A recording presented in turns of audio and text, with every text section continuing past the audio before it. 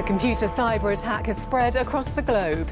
First the NHS, now foreign banks, car firms and international companies have reported being hit. In the UK, most of the affected hospitals have fixed the problem, but some patients are still having operations cancelled. Also tonight, Theresa May defends the government's action on cyber security, and Jeremy Corbyn condemns the hackers. It's unbelievably disgusting, and I've got nothing but contempt for those people that have done it, and I'm sure all of you would share that.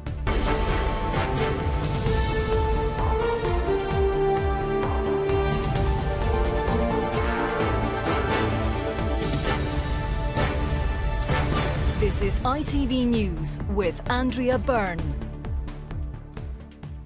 Good evening. Throughout the day, the full extent of the global cyber attack has become clearer. Nearly 100 countries have been affected, with the computer virus attacking major organisations around the world, among them Nissan in Sunderland.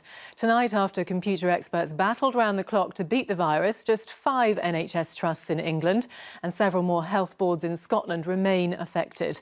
But it's led to yet more cancelled operations, causing misery and upset for some patients, as Richard Pallow reports. A day on, this virus continues to incapacitate, from our own National Health Service to halting Nissan car production in Sunderland. Globally, many multinationals left embarrassed, even Russia's banking system targeted.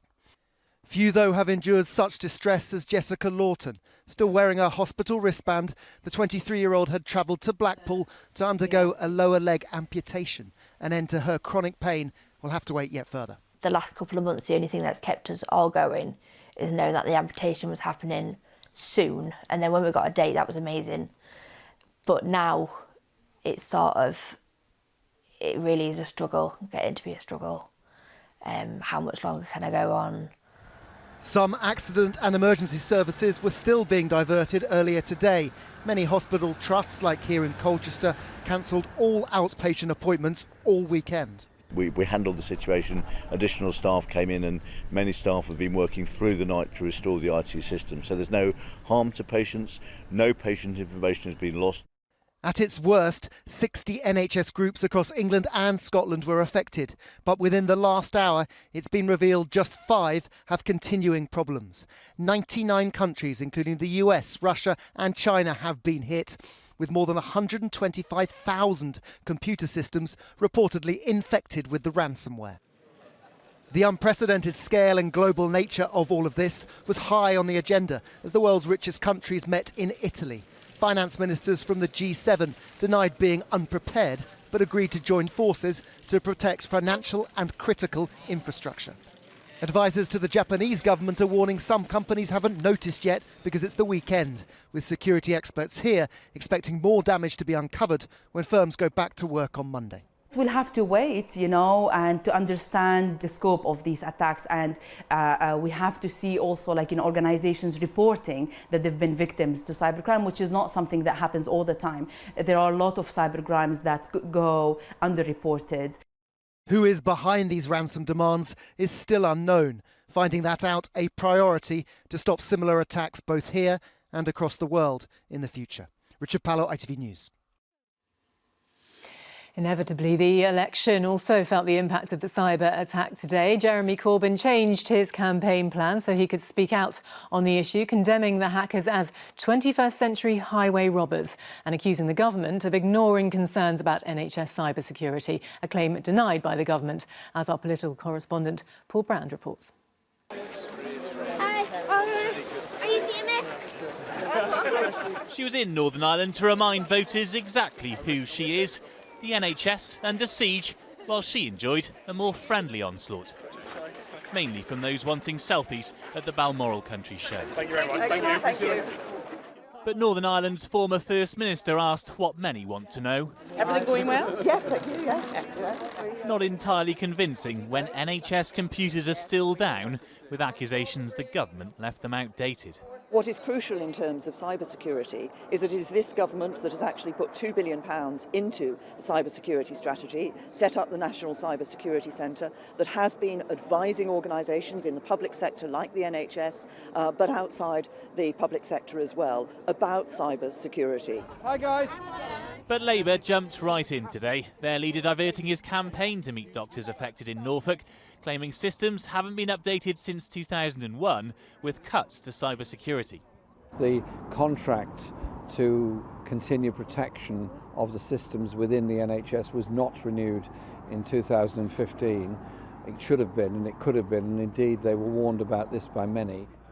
This afternoon we got the first glimpse of the Health Secretary since this crisis began, but it was up to the Minister in charge of security to chair an emergency COBRA meeting, the Home Secretary seeming to push the blame onto hospitals and surgeries. Why is it that the government still allows NHS trusts to use outdated software like Windows XP here when you know quite clearly that they are vulnerable to attack?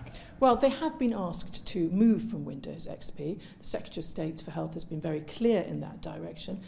People don't always move as quickly as you would like in these sort of situations, but I think there will be lessons to be learned from this sort of example. But while the Prime Minister may have found the ultimate photo opportunity today, a government held to ransom by hackers isn't such a great look. Paul Brand, ITV News. We have reporters at two of the worst affected sectors. In a moment to one of the hospitals that's been struggling to cope today. But first to Tom Sheldrick, who's at Sunderland at the Nissan car factory. And Tom, how serious is the damage there? Andrea, it has caused significant disruption at what is the UK's biggest car plant. They build more than 500,000 vehicles here every year. It's a major part of our export economy. Around 9 o'clock last night, though, they were hit by the same virus as the NHS. Nissan has said that it did not cause a complete shutdown, but that some parts of the production line were halted and some workers were sent home. Now, the computer systems are vital, particularly because all the components that go into these cars are made up of kind of barcodes that allow them to be traced back. This evening, we're told that teams are still working to try to fix these problems by tomorrow night, ready for the start of the next working week. Tom at Nissan there in Sunderland, thank you. Well, now to Ruth Zorko at the Royal London Hospital in East London. Ruth, how have they been coping then there today? Well, all outpatient appointments at this hospital have been cancelled today, and I've spoken to some patients who had operations cancelled right at the last minute. I even spoke to one man who got changed into his hospital gown ready to go into the theatre when he was told that the operation wouldn't be going ahead. Other patients have spoken of doctors and nurses having to do everything by hand, causing delays and problems with discharge letters.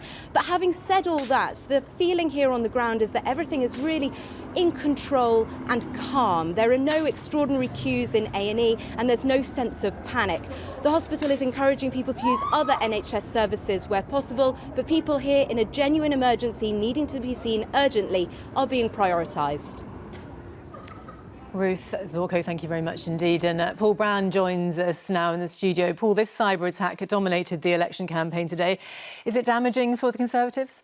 Well, they say in politics, Andrea, never waste a good crisis. And the government is keen to stress this is an international one, which it absolutely has control of. For Labour, though, anything which presents the NHS as vulnerable plays to their message that the Conservatives are underfunding it, while the Lib Dems are saying tonight they want an inquiry. The reality is some NHS software is painfully out of date. Last upgraded before the iPod was invented, remember that. There is often a good reason for that, because some use very specialist programmes that would cost millions to upgrade. And the good news this evening is, of course, that most computers are now back online. But these cyber attacks have happened before, and the government will need a good answer as to how it will prevent them happening again.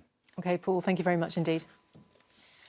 And as Paul said, the computer attack dominated the election agenda today. But as we saw, campaigning has continued around the country. The Liberal Democrat leader Tim Farron visited a housing association development in Cheshire, where he pledged to ensure 300,000 homes are built every year if his party wins the election. He says it's part of a package to fix what he calls the broken housing market. A quick look now at today's other news, and Donald Trump says he wants to make a quick decision on appointing a new director of the FBI. Speaking to reporters on board Air Force One as he was flying to Virginia, the president said he hopes to name his replacement for James Comey, the man he abruptly sacked, by next Friday. There are said to be nearly a dozen candidates. Pope Francis has canonised two new saints today in a ceremony at one of the Catholic Church's most sacred shrines, Fatima in Portugal. The new saints are two shepherd children who reported seeing a vision of the Virgin Mary 100 years ago today. Football, and with Chelsea winning the Premier League title last night, today's action inevitably had a bit of a hangover feel to it. But Manchester City capitalised on the early kick-off, beating Leicester City to move up to third and within touching distance of a vital Champions League place next season. Rags Martel was watching. Chelsea might have won it, but Man City are still fighting for champ. And in the second half, Leicester could have levelled. Oh, he's gone down in the area. Riyad Mahrez given a penalty. 2-1 to Man City, and Champions League football a little closer for Pep Guardiola next season. Rags Martel, ITV News. The Women's FA Cup final is taking place at Wembley. Manchester City are bidding for their first cup win. Carly Lloyd put them 3-0 up against Birmingham City after just 30 minutes with this effort you saw there. In rugby union, Saracens are fighting to remain champions of Europe. Chris Ashton got the first try against Clermont-Auvergne at Murrayfield. Saracens are currently leading 12-7. Lewis Hamilton will start the Spanish Grand Prix in pole position. He qualified just ahead of his championship rival Sebastian Vettel. Hamilton's Mercedes teammate Valtteri Bottas will begin tomorrow's race in third. Finally, the Duke and Duchess of Cambridge and Prince Harry played hosts at a rather special garden party at Buckingham Palace today. They welcomed more than 800 children of men and women who died while serving in Britain's armed forces. Entertainments were laid on for the tea party in the palace garden, turning the occasion into a kind of open-air festival in the children's honour.